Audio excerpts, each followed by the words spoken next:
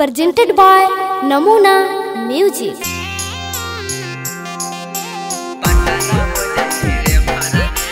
Mixed by SP Nitesh.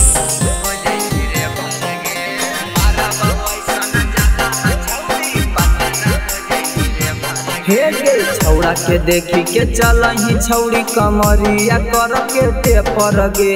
छौड़ा के देखी के चलही छौड़ी कमरिया कर के टेपर गे।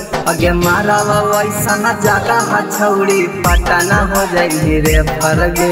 मारा वैसा जगह छौड़ी पटना हो जाई रे फर गे।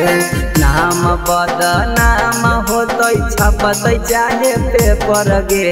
नाम बदनाम होतै छपतै चाहे पेपर गे। अगे मारा वैसन जगह छौड़ी पटना हो जाई रे फर गे। मारा वैसन जगह छौड़ी पटना हो जाई रे फर गे।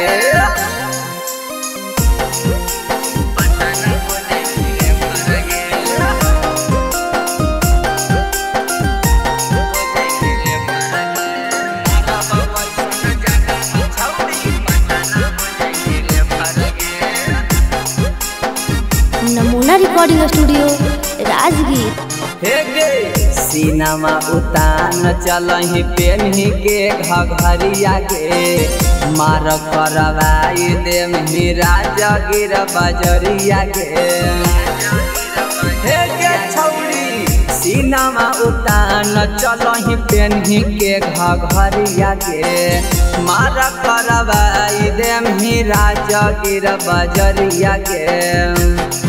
अगे छौड़ा के बीचे जाके छौड़ी देखावही अपन तेवर गे।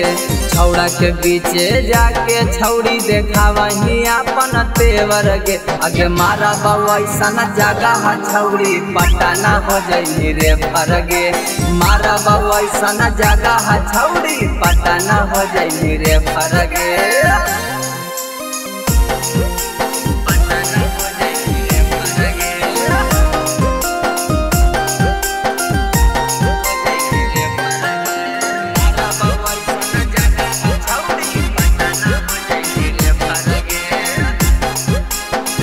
नमूना रिकॉर्डिंग स्टूडियो राजगीर। हे गे तो पके तुरा खै छौड़ी अपन सामान गे। ना त कौनो दिनमा छौड़ा कर लेतौ नेमान गे। हे गे तो पके तुरा खै छौड़ी अपन सामान गे। ना त कौनो दिनमा छौड़ा कर लेतौ नेमान गे। अगे पिंचू पिपिनवा के तो छौड़ी देखावही अपन भेपर गे। अगे रवि कंत चौरसिया के देखावही अपन भेपर गे। अगे मारा वैसन जगह छौड़ी पटना हो जाई रे फर गे।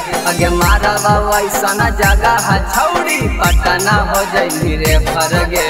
presented by Namuna Music.